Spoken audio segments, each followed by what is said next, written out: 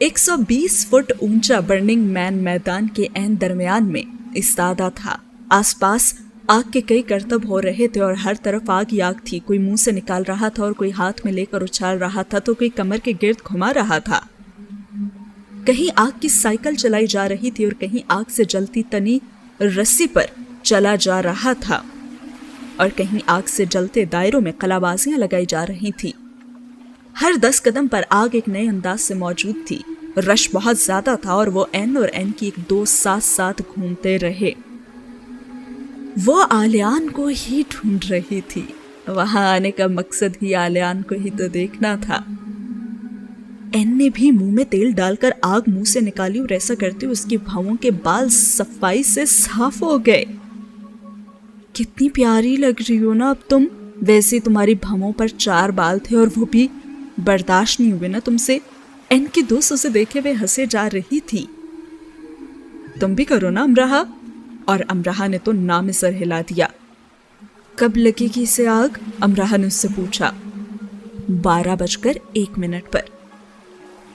इसे यूरोप वाले भी ना अच्छे फारिग लोग हैं, पता नहीं क्या क्या करते रहते हैं। अमराहा ने तबसरा किया और सब बहुत एंजॉय कर रहे थे, लेकिन उसे तो कोई मजा ही नहीं आ रहा था क्योंकि उसे वो नजर जो नहीं आ रहा था।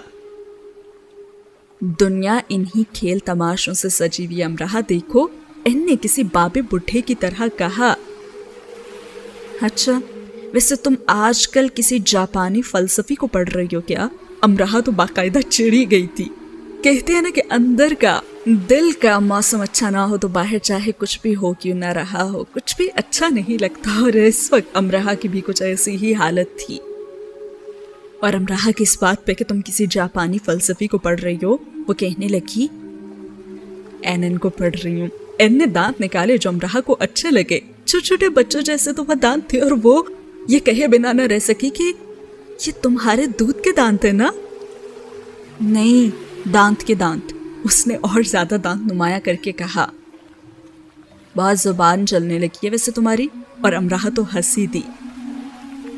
बिल्कुल जैसे तुम्हारी साइकिल चलती है वैसे, एनन ने फौरन से जवाब दिया। और अब अमराहा की नजरें कॉरल पर गईं जो मुंह से आग निकाल रहा था, यानी कि आग को आग लगा रहा था। और खुदा करे आग ही लग जाए, उसने कहा। और फिर एन कॉरल के पास जाकर खड़ी हो गई और कॉरल तो काफी करतब दिखा रहा था आग से और लोगों की एक बड़ी तादाद उसे ही तो देख रही थी। और साई भी उसे वहीं मिल गया। तुमने तो कहा था कि तुम नहीं आओगी। साई कुछ खुश नहीं हुआ था उसके वहां आने से। वो बस एनी ले आई थी मुझे। आलियान को देखा तुमने? क्या वो आया हुआ है? हाँ आया तो है वो, अब पता नहीं किस तरफ है। तुमने वो ढांचा देखा जिस पर सब अपनी जिंदगी के पछतावे लिख रहे हैं? फिर वो ढांचा भी चला जाएगा तो चलो आओ वहां चलकर कुछ लिखें। और फिर वो साई की साथ आगे और एक रोते और बसोरते आदमी की शक्ल का ढांचा था। सिर्फ सर जो मैदान में पड़ा हुआ था और इतना बड़ा था कि कोई 100 अफराद बैक वक्त उस पर अपने पछतावे लिख रहे थे। मैं ताउम्र पछताऊंगी कि मैंने तुम्हारा बहुत दिल दुखाया और मैं तुम्हारे लिए बहुत ज्यादा तकलीफ का बाइस बनी आलियान। और फिर साई को वहीं छोड़कर वो आलियान को ढूंढने लगी। वो तो उसे नजर ही नहीं आया था, लेकिन हाँ वेरा उसे पुश से नजर आ गई थी। वो किसी के कान में बात कर रही थी और जब वो जरा पीछे हुई तो अमराहा को मालूम हुआ कि वो कान आलियान का था। और दोनों ने सीधे खड़े होकर मुंह से आग निकाली और एक साथ, और फिर उनके 2 क्लास फेलोस ने निकाली और फिर उन दोनों ने निकाली जो काफी दूर तक गई। शायद उन दोनों के ग्रुप्स में कोई शर्त लगी हुई थी और मजमे में खड़ी अमराहा तो जैसे अकेली ही हो गई थी। जब वो मुंह से आग निकालने से फारिग हो चुके तो वेरा ने आलियान को खड़ा होने का इशारा किया और फायर पे वो थाम ली और उसे अपने साथ तेजी से गोल गोल घुमाने लगी। आग की लहरें उसके जिस्म के साथ गोल दायरों में मुख्तलिफ अशकाल में कई रंगों में बनती चली गईं और वो उसे कमर के पीछे ले गई और सर से ऊपर और फिर दोनों पैरों के नीचे से और फिर सर के ऊपर। फायर पे उसके वजूद के हम आहंग हो गए और वो इतनी तेजी और कमालियत से उसके नित नए करतब दिखा रही थी कि लगता था कि वो सारी उम्र सिर्फ इसी खेल को खेलती रही है और उसने सिर्फ इसी की मशक की है। अगर वहां उसके सामने आलियान मौजूद ना होता तो अमराह जरूर दादो तहसीन से उसकी तरफ देखती, लेकिन अब जितनी आग वेरा के हाथ में थी उससे कहीं ज्यादा तो अमराह की नजर में थी और वाकई में अब अमराह का दम घुट रहा था। उसकी सभी हंसी अंकश्त बदनदां थीं। उसे अनहोनी के हो जाने की सदाएं और सरगोशियां बनी सुनाई देने लगी थीं। अब वेरा ने आलियान के गिर्द घूमना शुरू कर दिया था और आसपास मौजूद बॉय फेलोज उन दोनों को ही देखने लगे थे। अमराह ने अपने दिल पर आग की लपेटें महसूस की थीं। उसने जरा गौर किया और अपनी गलतफहमी दूर करना चाही, लेकिन वो तो और ही बढ़ गई थी, क्योंकि वेरा ने वही लिबास पहन रखा था जो उसने प्लेट हाउस के शोकेस से ड्रॉ किया था और जो सूफी ने मास्को से बनाकर भेजा था। वो एक दो बार उसे यूनिवर्सिटी पहनकर जा चुकी थी और फिर वो एक अरसे तक उसकी वार्डरोब में पड़ा रहा था। अमराह को लगता था कि वो अब उसे फेंक देगी, लेकिन उसे फेंका तो नहीं गया था। उसने जो अपनी गलतफहमी दूर करने की कोशिश की थी वो तो अब मजीद बढ़ गई थी। आलियान तो खड़ा था और वेरा के करतब थे कि खत्म होने में आ ही नहीं रहे थे, और फिर वो रुक गई ऐन आलियान के सामने, बहुत ही कम और बहुत ही कम फासला रखकर। और फिर उसने कुछ कहा और आलियान खामोशी से उसे देखता रहा। इतनी दूर से और इतनी ज्यादा दूर से भी उसे ये सुनने में जरा मुश्किल ना हुई कि वेरा ने उससे क्या कहा है। और उसने कहा कि मैं तुमसे शादी करना चाहती हूं, मेरे साथ रूस चलोगे पापा से मिलने।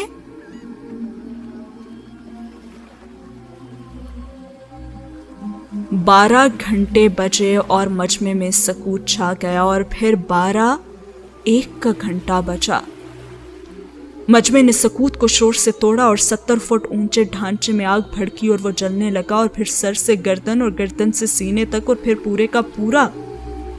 और उस आग ने कयामत का मंजर ही बर्पा कर दिया था और उससे निकलने वाली लपेटें दुनिया को समेटती हुई लगी, जैसे तबाही का नुक्ता आगाज हुआ हो और आबादकारी का तो नुक्ता अंजाम। अब सब जल जाने का वक्त आ चुका था और आलियान ने वेरा के हाथ को नरमी से छुआ और मुस्कुरा दिया। आग की आवाज फराख दीदा के गमे ला हासिल के दहन से निकली और इसी पर बस नहीं हुई थी, बल्कि वेरा ने यूनिफेलोस की तरफ घूम कर ताली बजाई और उन्हें मुतवज्जा किया और आलियान की तरफ इशारा किया और बोलने लगी। और फिर वो जमीन पर आलियान के सामने बैठ गई और दोनों हाथ जोड़ दिए और तेज तेज बोलने लगी। उसका अंदाज बचकाना था और दिलरुबा भी। वो खूबसूरत भी लग रही थी और बदसूरत भी। और आग ने आतिशी परों पर अफशां को मसलूब करना शुरू कर दिया। यूनिफेलोस दिलचस्पी से उस मंजर को देख रहे थे और फिर आलियान ने कुछ कहा कि तालियां भी बजने लगी और वेरा भी खड़ी होकर मुस्कुराने लगी। ये वही मुस्कुराहट थी जो पहले कभी वेरा के होंठों पर देखी तक नहीं गई थी। और साई उसके ऐन पीछे खड़ा था। शायद उसको देखकर साई को जो अफसोस हुआ था कि वो यहाँ क्यों आई है, तो उसकी वजह शायद यही थी। और उसने कहा कि अमराह यहाँ खड़ी क्या कर रही हो, और साई की आवाज लरज रही थी। अमराह ने मुड़कर उसे देखा और साई उसकी हालत देखकर डर गया था। वेरा आलियान से क्या कह रही है? तुम जानते हो ना, है ना? और साई ने उससे आंखें चुरा ली और वो जान गई कि साई जानता है सब कुछ। اور پھر امراہ چلا اٹھی اور اس نے کہا ویرا تمہارے پاس آئی تھی سائی، کچھ کہا تھا اس نے، کیا بتاؤ؟ اور سائی خاموش کھڑا رہا، وہ کیسے کسی کا راز کسی اور کو دے سکتا تھا؟ اور امراہ جھٹکے سے پلٹی۔ دیکھو زندگی میں سبھی کو آگے بڑھنا ہوتا ہے امراہ، سائی نے نرمی سے کہا، اور امراہ کے آنسو زمین پر گرنے لگے جہاں الاؤ ہی الاؤ دہک رہے تھے۔